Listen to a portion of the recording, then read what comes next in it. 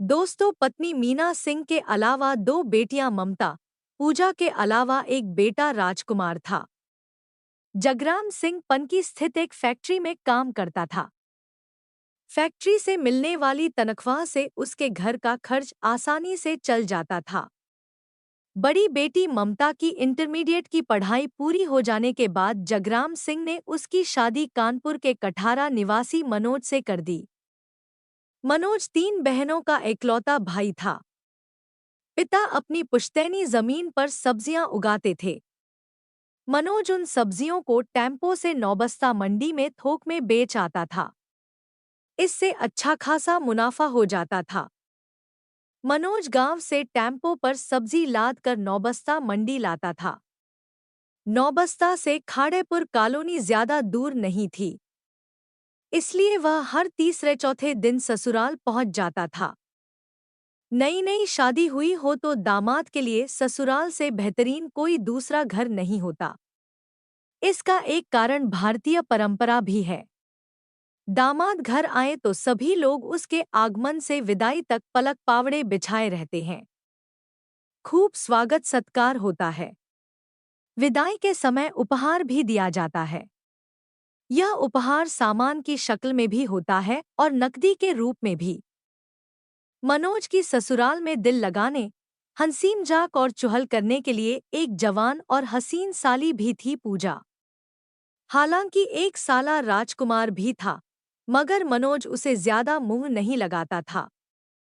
उसकी कोशिश पूजा के आसपास बने रहने और उसके साथ चुहलबाजी, छेड़छाड़ करते रहने की होती थी।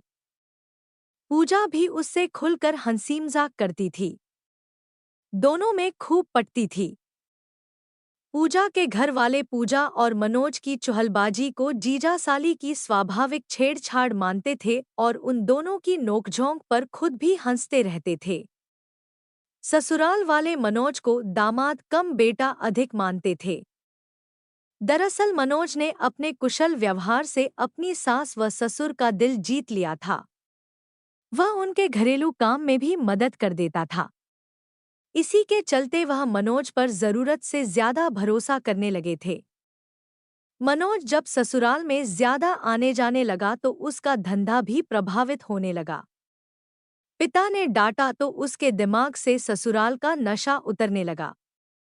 जिंदगी की ठोस हकीकत सामने आनी शुरू हुई तो मनोज का ससुराल में जल्दी जल्दी आना जाना बंद हो गया। हाँ, फुर्सत मिलने पर वह ससुराल में हो आता था। पत्नी चाहे जितनी खूबसूरत हो, उसका नशा हमेशा नहीं रहता।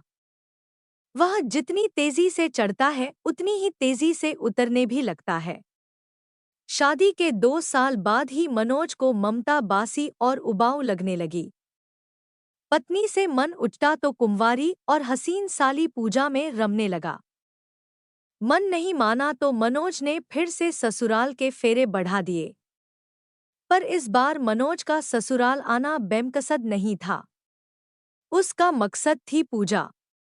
लेकिन ममता को पति के असली इरादे की भनक नहीं थी। वह तो यही